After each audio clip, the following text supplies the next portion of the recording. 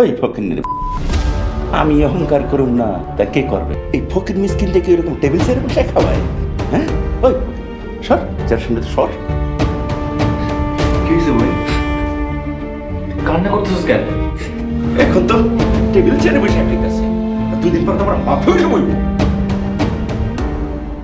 টেবিলে বসে দিলে কি খুব অসুবিধা হইতো? ওই ফকির আবার টেবিল চেয়ারে বসে খাওয়া লাগে না? আরে খাইতে যে সেটাই তো অনেক।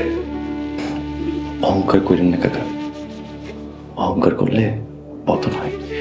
ওই তুই আমার কাকা কলি কা? তোরা না করছি যে কোনোদিন কাকা কবি না? আমার ভুল হয়েছে মজা, আর কোনোদিনও কাকা কব না।